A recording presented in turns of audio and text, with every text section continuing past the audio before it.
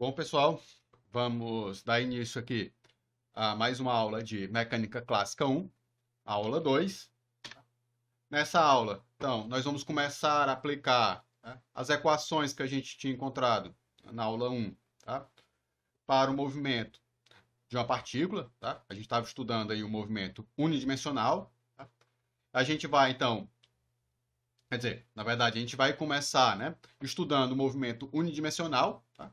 Na aula passada, na verdade, a gente fez de forma geral, né, só discutimos as equações.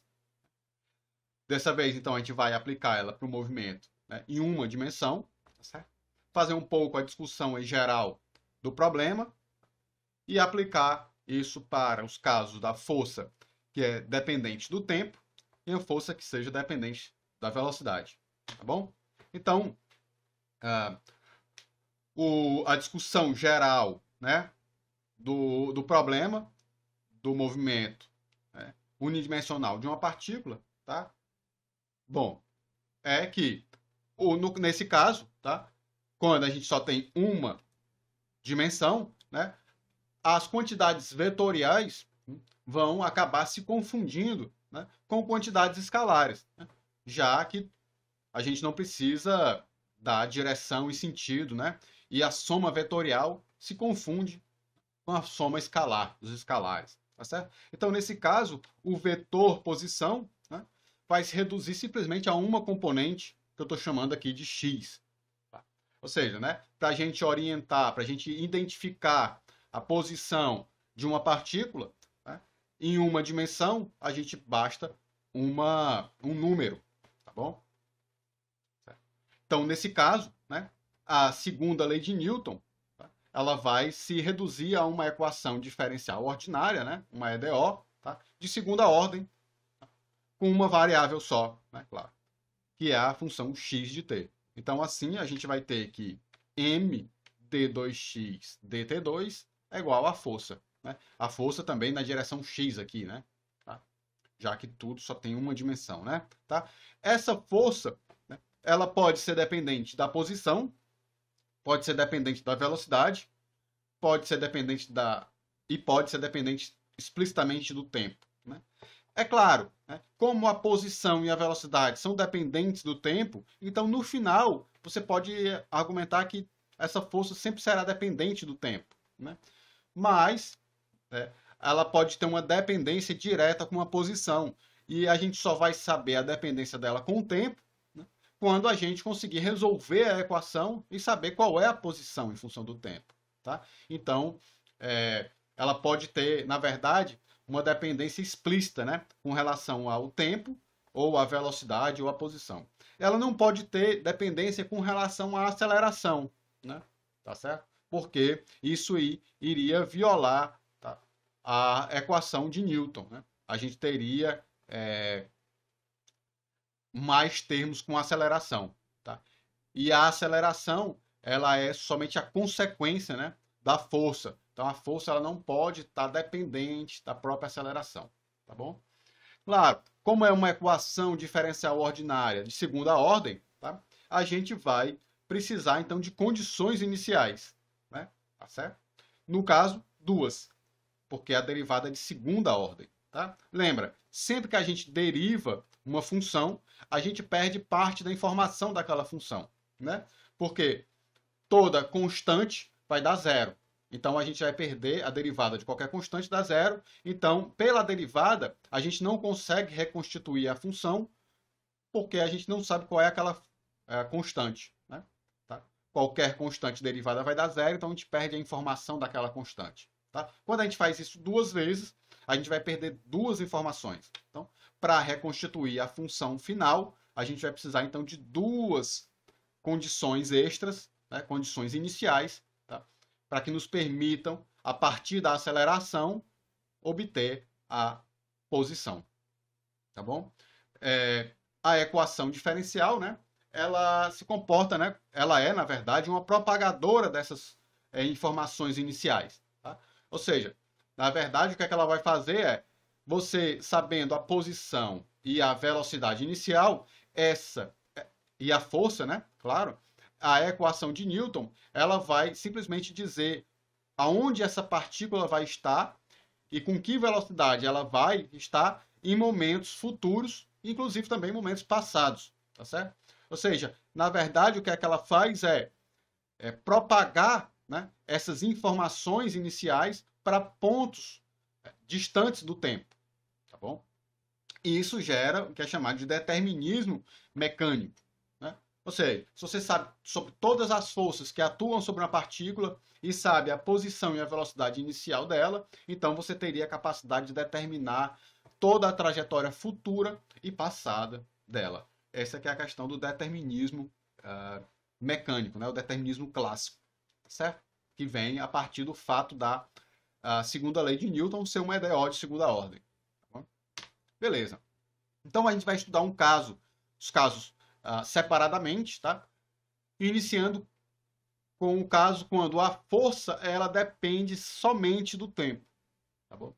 Normalmente essas forças estão associadas às forças externas, não a campos, tá? Porque o campo normalmente depende da posição, tá bom? Então geralmente são forças que você tem um controle dela externo, tá certo? Então você pode controlar ela com o tempo, tá bom? Essa que é a ideia. Então, nesse caso, quando a força só depende do tempo, a nossa segunda lei de Newton se reduz a m d2x dt2 igual a f de t, né? E, nesse caso, a dependência em x só está aqui na derivada, né? Então, a gente pode ir integrando essa equação no tempo, tá? Para obter a posição. Nesse caso, a gente integra a primeira vez, né? Lembrando que a integral da derivada é a própria função, tá? Então, quando a gente integrar a derivada segunda, ela vai dar a derivada primeira, né? Aplicada em t e aplicada em zero. Eu passei para o zero para o outro lado aqui, tá bom? E aqui a gente vai ficar a integral de f de t, de 0 a t, tá? F de t dt. Eu só troquei aqui para t', né? Para não confundir a variável de integração com o limite de integração, tá bom? Ora, então aqui, a partir dessa primeira integral, a gente obtivemos a velocidade, né? Que é a derivada da posição. Então, para a gente obter a posição, a gente pode integrar de novo, né? Então, integrando de novo, a gente vai ter que m, né? Bom, de novo, a integral da derivada é a própria função. Então, aqui, quando a gente integrar, a gente vai ter o x. Então, vai ter m x de t menos mx de zero, né? Porque tem que colocar nos limites de integração. É igual a mv0t, que quando eu integrar isso aqui, vai aparecer só um t aqui, né? E aí a gente vai ter que fazer uma nova integral disso aqui. Então vai ficar a integral da integral, né? Então a integral de 0 a t dessa integral anterior aqui, tá? Que eu substituí o limite de integração para ter duas linhas, né? Só para, de novo, para não confundir, né? O limite de integração com as variáveis de integração, tá bom? Então essa seria então a equação de movimento, né? A equação horária para a partícula. Ou seja, a gente obtém o x de t, tá? Mas lembrando, para isso a gente precisa do x0, a posição inicial, a gente precisa da velocidade inicial e a gente precisa saber a força, tá?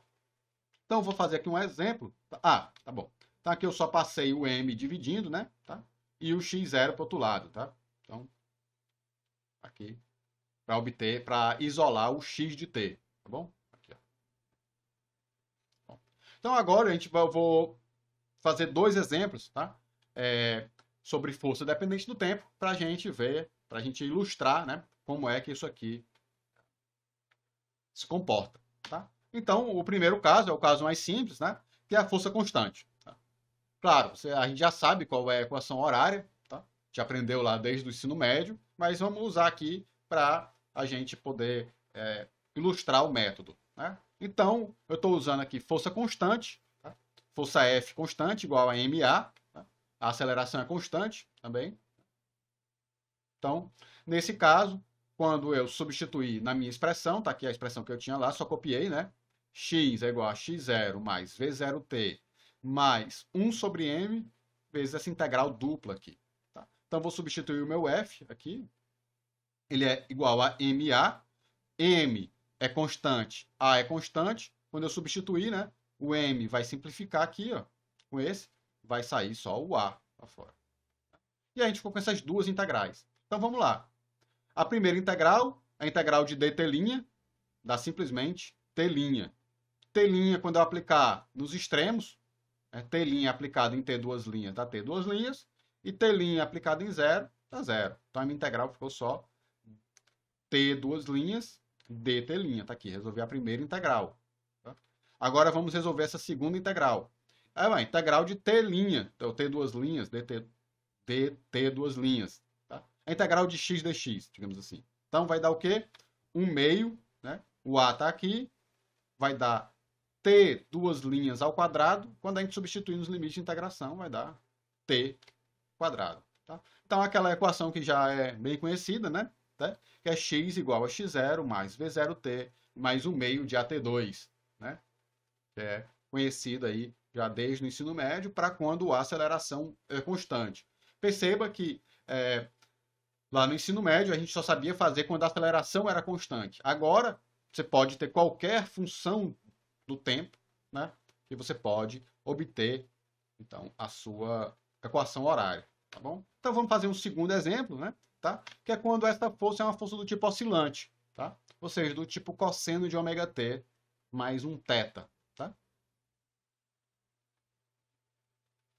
Então, quando a gente fizer isso, bom, de novo, tá aqui a minha expressão, minha equação, né? Tenho que integrar agora, substituir esse f aqui. Então, vamos lá, substituir o f aqui. F0 era constante para fora da integral. Ficamos com a integral de cosseno de ômega t mais θ. Tá? Bom, a integral do cosseno é o seno. Né? Quando eu substituir nos limites de integração, então vai ter seno de ômega t duas linhas mais θ menos seno de θ, né? Quando eu botar aqui no zero, ok? Bom, desceu aqui um ômega, né? Por causa da integral, né? A integral do cosseno de ômega t é 1 sobre ômega seno, tá bom? Beleza? Agora nós temos que fazer essa segunda integral. Então vamos lá. A integral do seno é menos 1, vai descer o ômega aqui também, cosseno, né? Tá aqui, ó. E esse objeto aqui é constante, né? Então a integral da constante é só o t aqui, ó, que vai aparecer. Bom? Quando a gente substituir nos limites de integração, aqui esse primeiro, né? Vai ser cosseno de ômega. Aí vai aplicar t duas linhas em t, tá aqui, ó. E tem que aplicar no zero também, né? Tá aqui, ó. Ok? E agora é só dar uma certa organizada aqui, né? Então a gente tem um termo de x0, tá aqui. Temos outro termo constante que não depende do tempo, que é esse termo aqui do cosseno de θ, ó. Tá? Que é f menos, né? Tá. Menos, com esse menos aqui vai dar mais, né? Então é f0 sobre m ômega 2, cosseno de θ0, tá? É um termo constante. Tem um termo aqui que depende do tempo, ó, linear, que é menos seno de θ f0 m ômega. Tá aqui, ó. Menos f0 m ômega, seno de θ. Tá? Entrou aqui com v0, né? Tudo aqui multiplicando t, né? Tem evidência. Tá? E tem esse último termo aqui que depende de ômega t, que é menos f0 sobre m ômega 2 cosseno de ômega t. Esses termos aqui aparecem termos, né, tanto constante quanto dependente da posição, do tempo, né? Aqui, tá? Esses termos aparecem, né, de forma que você tenha a velocidade inicial, seja v0, né? E a posição inicial, seja x0. Isso aparece quando você for derivar. Né? Isso vai aparecer devido à fase, né, da força, tá bom? Então, isso aqui é um exemplo, segundo exemplo aqui, né, de força dependente do tempo. Tá bom? Você vê que você tem termos aqui, né, que são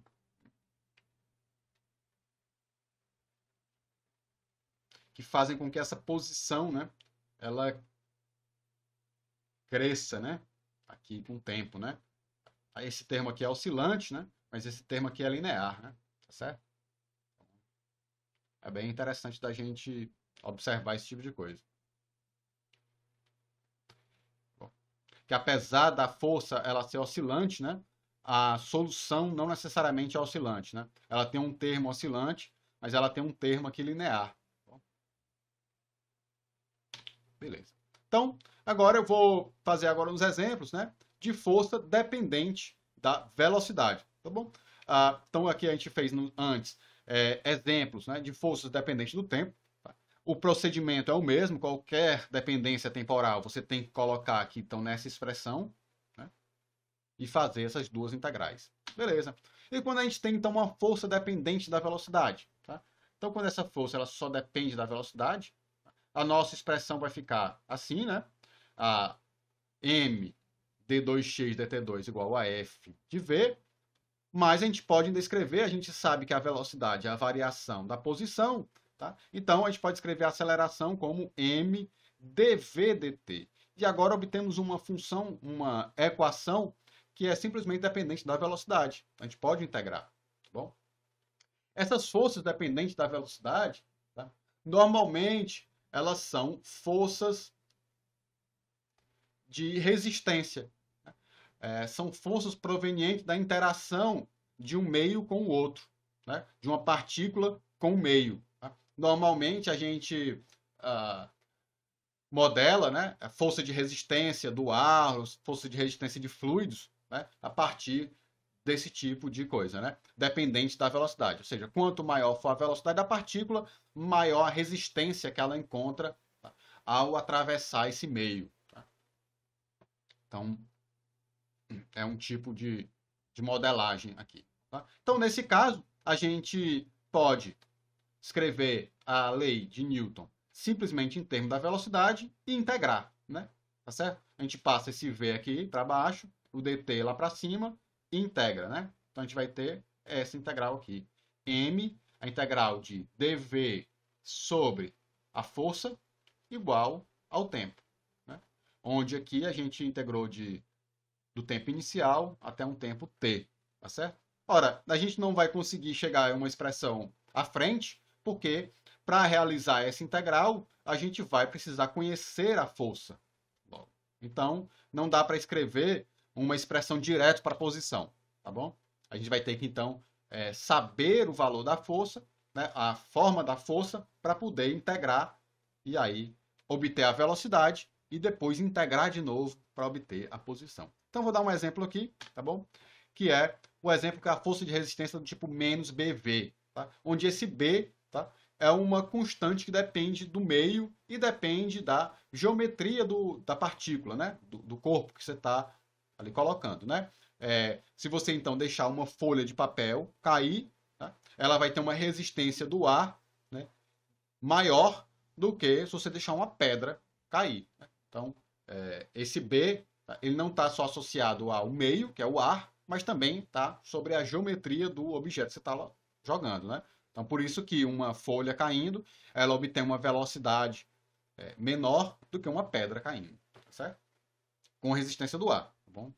Então, nesse caso, eu vou colocar uma força do tipo menos BV, tá bom? Menos para indicar que ela está sempre no sentido contrário da velocidade, ou seja, quando a velocidade é positiva, essa força é negativa, quando a velocidade é negativa, essa força é para frente, tá certo? Então, ela está sempre contrária ao movimento. Ela é sempre de resistência, tá bom? Então, colocando na nossa expressão, tá aqui, ó, a gente tinha que T é igual a integral de M, M vezes a integral de dV sobre F. Então, coloquei a força do tipo menos BV, né? B é constante, vai para fora da integral, menos M sobre B, integral de dV. Né? Bom, a integral de dV sobre V é o logaritmo, né? Então vai dar o ln de V de t dividido por V de zero, né? Lembrando que aquela das propriedades do logaritmo, né? Certo? A diferença de logaritmos é o logaritmo da razão, é isso? Tá? Mas a gente não quer o t, a gente quer o v, né? Então a gente pode inverter isso aqui, tá bom? Essa expressão, tirar o v de dentro do logaritmo, né?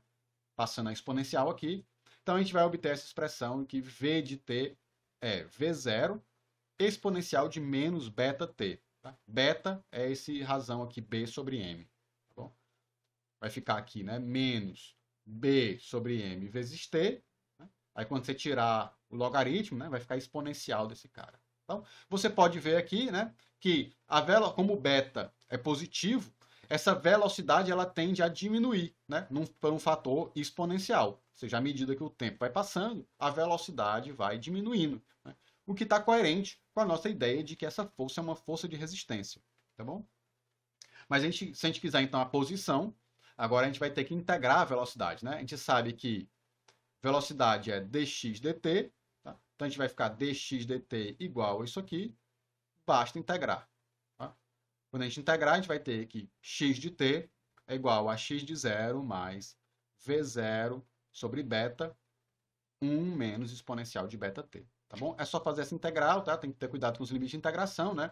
Quando t for 0 aqui, esse objeto vai dar 1, né? Exponencial de 0 é 1, tá aqui, por isso que vai aparecer esse termo aqui, tá bom?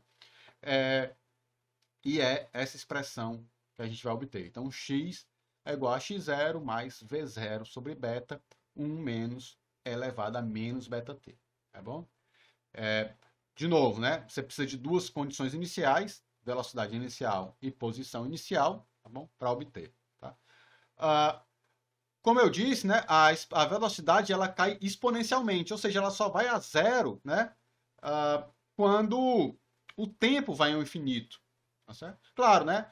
Esse tipo de resistência aqui, né? Ele é maior quando a velocidade é maior, tá? À medida que a velocidade vai diminuindo, a força de resistência também vai diminuindo, né? Então, quando ela tiver com a velocidade bem pequenininha, né? A resistência também vai ser pequena, né? Então, por isso que essa velocidade ela só vai a zero assintoticamente, tá certo? Mas apesar da velocidade só ir a zero assintoticamente, a posição, o deslocamento ele é finito, tá? Mesmo num tempo infinito, essa partícula se ela desloca uma quantidade pequena, uma quantidade finita, tá? Você pode fazer o limite aqui quando t tende ao infinito, esse termo da exponencial vai a zero, tá? E a sua posição vai ser x é igual a x0 mais v0 sobre beta. Ou seja, o deslocamento, né, que é x menos x0, é v0 sobre beta. Só depende da velocidade inicial e da força de resistência, tá certo? Então, esse é um exemplo de que, apesar da velocidade ela só zerar no infinito, né, o deslocamento é finito. Ela começa a se deslocar tão pouquinho, a velocidade é tão pouquinha que, no final, esse deslocamento ele é finito. Tá? Então, esses foram os exemplos que eu queria trazer nessa aula, tá bom? De força dependente do tempo e de forças dependentes da velocidade. É claro que em situações mais gerais, né, as forças vão ter dependência tanto da velocidade quanto do tempo, quanto da posição, né? A gente está estudando os casos separados aqui, tá? Para ficar mais claro e mais fácil de resolver. Tá? Mais claro a influência de cada tipo de força, tá? No movimento, e para ficar mais fácil da gente abordar o problema como um todo, tá bom? Então, na próxima aula a gente vai abordar, tá, o problema das forças dependentes da posição, né? Vamos discutir um pouco de força conservativa, né? Toda aquela questão de energia, tá? E energia potencial, tá bom? A próxima aula é muito importante, tá certo? Porque a gente consegue, através do mecanismo, né, do potencial, conseguir ter uma boa ideia sobre o movimento das partículas, tá? Sem ter que resolver, basicamente, a equação de movimento. Então, a próxima aula, a gente vai entrar na parte de forças conservativas e forças dependentes da posição, tá bom? Que são normalmente forças que são tipo campos, tá? Então, isso aqui a gente vai deixar para a próxima aula. Então, o que eu tinha reservado para essa aula, né? Foi isso aqui, pessoal. Então, eu vou encerrando a aula por aqui. Até a próxima. Valeu!